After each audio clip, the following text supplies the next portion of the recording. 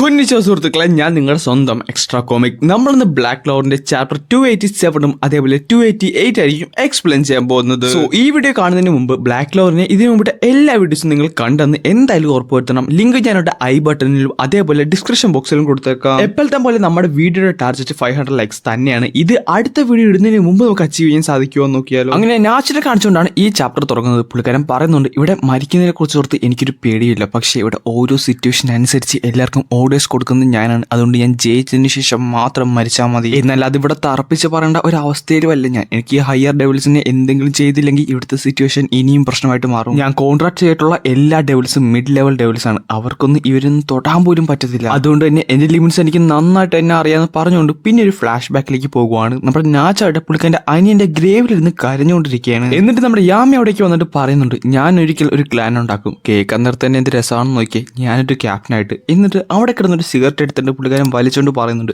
അങ്ങനെ എങ്ങനെ ഉണ്ടായിട്ടുണ്ടെങ്കിൽ നീ ആയിരിക്കും അവിടുത്തെ വൈസ് ക്യാപ്റ്റൻ. സോ ഇതും പറഞ്ഞുകൊണ്ട് യാമി ആ സിഗരറ്റും കത്തിച്ചുകൊണ്ട് അവിടുന്ന് നേരെ പോകുവാണ്. ഞാൻ എന്തൊക്കെ ചെയ്തെന്ന് പറഞ്ഞാലും എനിക്ക് എന്നോട് ഒരിക്കലും പൊറുക്കാൻ സാധിക്കത്തില്ല. എനിക്ക് ഒരിക്കലും സ്പോട്ട് ലൈറ്റ് കിട്ടാൻ പാടില്ല. അതുകൊണ്ട് തന്നെ ഞാൻ എല്ലാവരെയും നശിപ്പിക്കും. എല്ലാ ഈവലിനെയും ഞാൻ ഒരു ഈവലായിട്ട് മാറി ഷാഡോസിൽ നിന്നുകൊണ്ട് നശിപ്പിക്കും. എന്നിട്ട് നാച്ചി പുള്ളിക്കാരൻ്റെ 2 ഡെവിൾസിനോട് പുള്ളിക്കാരൻ സഹായം ചോദിക്കുന്നുണ്ട്. അവർ രണ്ടുപേരും അത് കൈനീട്ടി സ്വീകരിക്കുകയും ചെയ്യും. എന്നിട്ട് പുള്ളിക്കാരൻ മറ്റൊരു പുതിയൊരു ഡെവിൽ യൂണിയൻ യൂസ് ചെയ്യും. 2 ഡെവിൾസിന്റെ മിക്സഡ് ആയിട്ടുള്ള ഡെവിൽ യൂണിയൻ ആണ് നാച്ച് നിലവിൽ യൂസ് ചെയ്തത്. ആ ട്വിൻ ഡെവിൾസ് പറയുന്നുണ്ട്, ഇതെന്താണ് അവന്റെ മാജിക് വളർന്നു. ഇതിന്റെ സഹായത്തോടു കൂടി പുള്ളിക്കാരൻ ഒരു സ്പെല്ല് ക്രിയേറ്റ് ചെയ്യും. ഇതിന് ഒരു സുപ്രീം ഡെവിലിനെ വരെ പിടിച്ചു കെട്ടാൻ ഒരു കെൽപ്പുണ്ട്.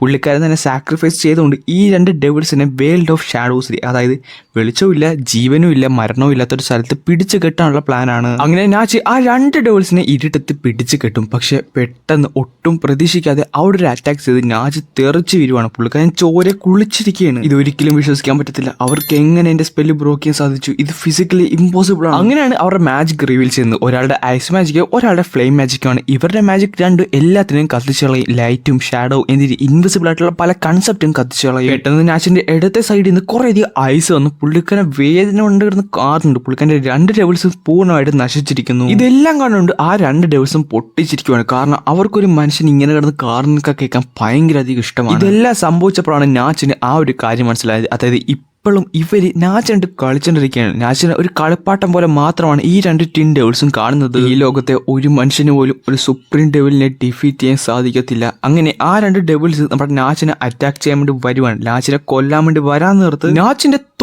മുമ്പിൽ ആസ്റ്റ പ്രത്യക്ഷപ്പെടും. എന്നിട്ട് പുള്ളിക്കാരൻ നേരെ ഒരു ട്വിൻ ഡെവിലിന്റെ കയ്യെ മുറിച്ചു കളയും. ആ ഡെവിൽ ചോദിക്കുന്നുണ്ട്, ഇത് മുറിഞ്ഞോ, ഇതെന്താണ് സംഭവം? അപ്പൊ നമ്മളെ ആസ്റ്റ പറയും ചെയ്യും, അത് ആന്റി മാജിക് ആണ്. എന്നിട്ട് ആസ്റ്റ ചോദിക്കുന്നുണ്ട്, നീ ഞങ്ങളുടെ വൈസ് ക്യാപ്റ്റനെ എന്തിയുള്ള പുറപ്പാടിലാണ്? പെട്ടെന്ന് നമ്മുടെ നാച്ചിന്റെ ആസ്റ്റയുടെ കൂടെ ഉണ്ടായിരുന്ന ഡെവിൽ കരഞ്ഞുകൊണ്ട് നാച്ചിനെ ഒന്ന് കെട്ടിപ്പിടിക്കുവാണ്. നാച്ച് എന്നിട്ട് പറയും ചെയ്യും, നീയൊക്കെ കുറച്ചധികം താമസിച്ചു കേട്ടോ, എന്തായാലും കുഴപ്പമില്ല, ഇപ്പൊ എല്ലാവരും കറക്റ്റ് സ്ഥലത്തുണ്ട്, ഇനി എന്റെ ആവശ്യമില്ല, പെട്ടെന്ന് തന്നെ പോയി ഡാർക്ക് ട്രൈഡിനെ ഡിഫീറ്റ് ചെയ്യാൻ നോക്കും. ആവശ്യമില്ലെന്നോ? ആര് പറഞ്ഞ ആവശ്യമില്ലെന്ന്? നാച്ച്, നിങ്ങളില്ലായിരുന്നെങ്കിൽ എനിക്ക് ഒരിക്കലും ഇത്ര സ്ട്രോങ്ങർ ആവാൻ പറ്റത്തില്ലായിരുന്നു. അതുകൊണ്ട് അവിടെ ജീവനോടെ ഇരുന്നുകൊണ്ട് എന്റെ സ്ട്രെങ്ത് വിറ്റ്നസ് ചെയ്തു. ഇത് പറഞ്ഞതും ആസ്റ്റയുടെ സൈഡിൽ മോർഗനെ നമ്മുടെ നാച്ച് കാണുന്നുണ്ട്. പുള്ളിക്കാരന് ചെറിയൊരു ഹോപ്പും കിട്ടും. ആസ്റ്റയുടെ നെഞ്ചത്തുണ്ടായിരുന്ന ഒരു സിമ്പിൾ പെട്ടെന്ന് ബൾജാവും. അപ്പോഴാണ് പുള്ളിക്കാരന് ഒരു കാര്യം മനസ്സിലാവും, അത് പെട്ടെന്ന് 1 മിനിറ്റ് ആയിട്ടുണ്ട്, ഇനി 4 മിനിറ്റും കൂടെ പുള്ളിക്കാരൻ ഈ ഫോം മെയിൻറ്റെയിൻ ചെയ്യാൻ സാധിക്കത്തുള്ളൂ. ഇതേസമയം ആ ഒരു ഡെവിൽ തന്നെ കൈ നോക്കിക്കൊണ്ട് നിൽക്കുകയാണ്. പുള്ളിക്കാരിക്ക് മനസ്സിലായി ഇത് റീജറേറ്റ് ആകുന്നില്ലെന്ന്. ആ ഒരു ഡെവിൾസ് ഭയങ്കര അധികം എക്സൈറ്റ്മെന്റിലാണ്. കാരണം ഇത്ര സെഞ്ചുറീസ് ആയിട്ട് പോലും അണ്ടർ വേൾഡിൽ പോലും ഇങ്ങനൊരു സംഭവം അവർക്ക് ഉണ്ടായിട്ട് നമ്മുടെ ലിബി ഭയങ്കര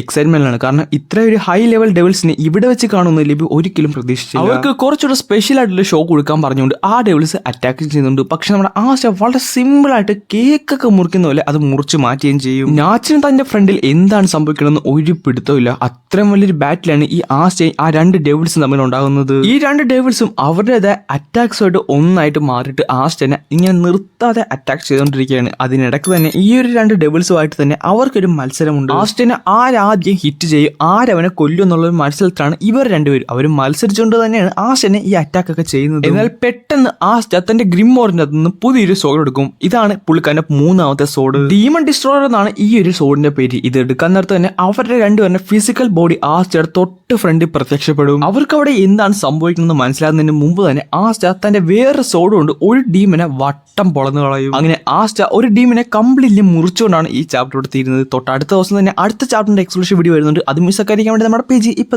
സബ് ചെയ്ത് വെക്കാൻ മറക്കണ്ട.